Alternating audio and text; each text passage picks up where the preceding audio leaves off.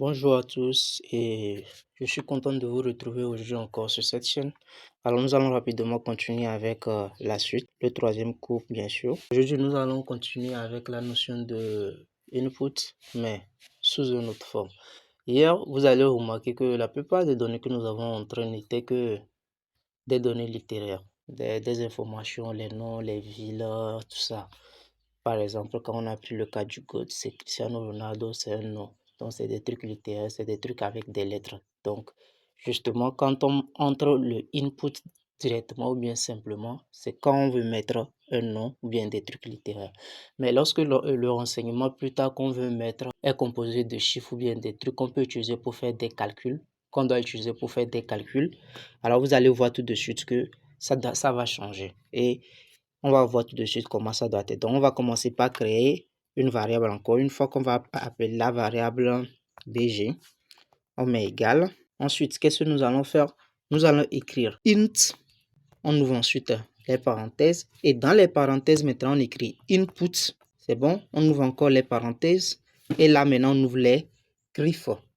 Maintenant, nous allons poser la question. Donc, étant donné que je vous ai promis que avec cette notion, il s'agit des chiffres ou bien de quelque chose qu'on peut utiliser pour des calculs. Donc, nous allons poser une question qui est en référence avec cela. Donc, nous allons prendre par exemple l'âge. Donc, on va poser la question, quel est votre âge? Quel est votre âge?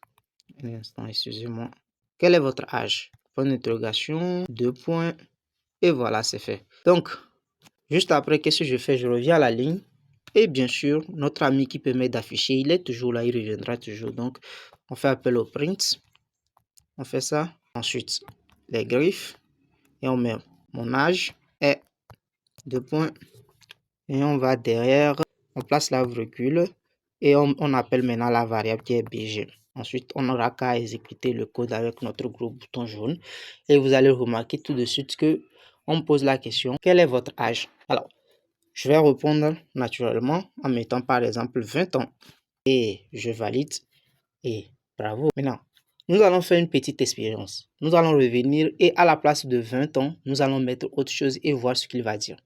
Et je tiens en attendant à vous préciser que le int ne gère que les variables entières. C'est-à-dire que les nombres entiers. Lorsque la réponse ou bien les données qu'on veut entrer, il s'agit des chiffres entiers. Alors, c'est au int il faut faire appel. Mais par contre, si les nombres en question sont susceptibles de comporter des virgules, alors il faudra faire appel à un autre qu'on verra demain. Soyez connectés demain, soyez branchés et vous le verrez. En attendant ici, nous allons essayer et faire exprès de faire une erreur et vous verrez vous-même ce que ça va donner. Donc, on dit quel est mon âge. Je vais mettre par exemple Samson et je valide. Alors, comme vous pouvez le voir, le Python nous dit que c'est pas possible. Voilà, il dit que invalide literal for int.